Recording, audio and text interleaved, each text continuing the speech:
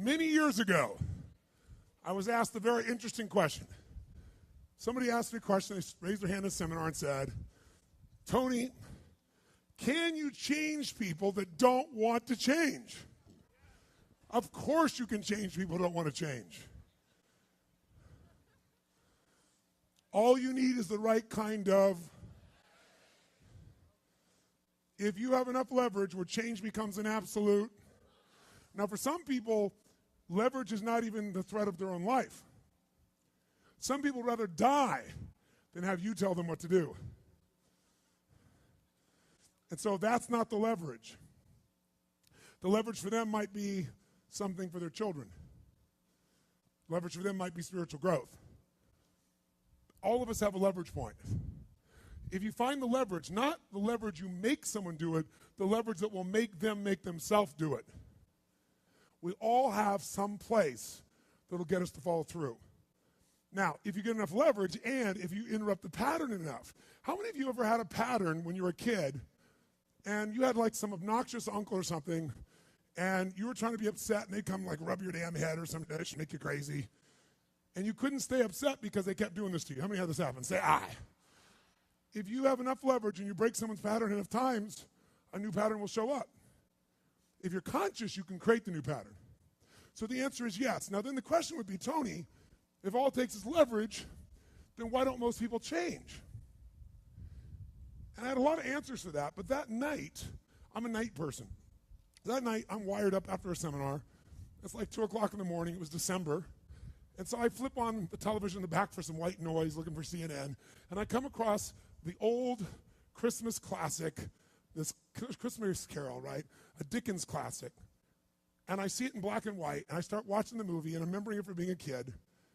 And as I'm watching this thing, I see this man named Scrooge who clearly doesn't want to change. In fact, he's certain he doesn't need to change because what's happened is his life went through a lot of pain.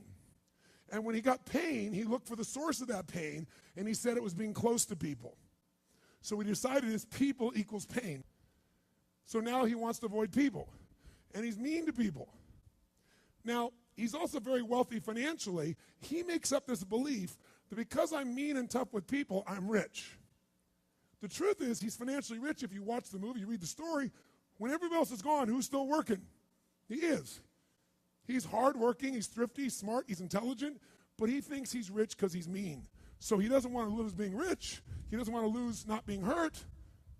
So he has a belief. Be mean to people and everything works out, even though he's miserable. Can we have beliefs that make no sense and yet still believe them, yes or no?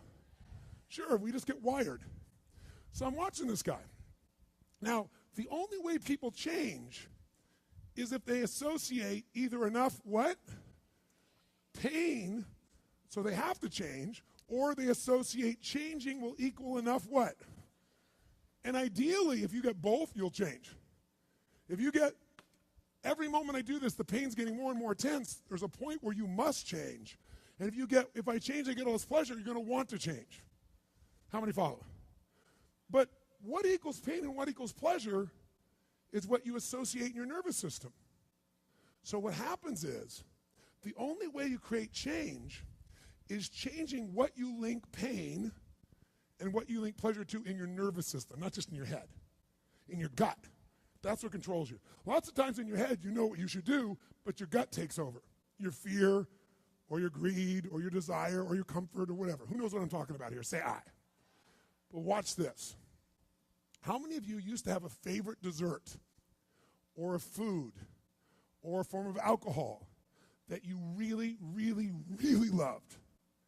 And then one night you had an experience like never before, where something happened, where this food or this drink or this alcohol that you love so much, it went down, but it kept coming back up at a level of intensity and with enough aroma and pain and association that to this day, it takes no willpower just to think of that alcohol or think of the smell of that food or look at it makes you appalled, makes you repelled.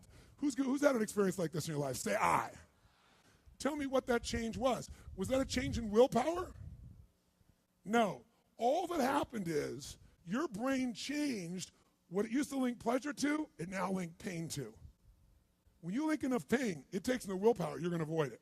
The problem is some of you are linking pain to things you need, like exercise, right? Or pain what you need, like a relationship, right? And it's the wrong association, but it's going to control your life. Your job is to change what you link pain and pleasure to.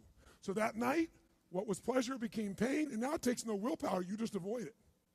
So we call that changing what you associate to things in your nervous system, or for short, a neuroassociative change. In other words, changing in your nervous system, what you associate pain and pleasure to. So, by the way, in this Christmas Carol story, does this man Scrooge change his life, yes or no? He didn't want to change. Does he change his life a little or completely? And by the way, how fast? At a heartbeat, in one evening. How does it happen? 3 neuroassociative conditioning specialists show up at his house. Right? 3 ghosts show up, and what do? They get him to link a massive, unbearable amount of what? To all the things he did in the past around people. Then they go to everything he has in the present, pain, and everything in the future, pain, till there's so much, there was nowhere to escape. Here's the other reason why people don't change. Because right now, my relationship's in pain. But it was good in the past. So you escape having to change by remembering a good time.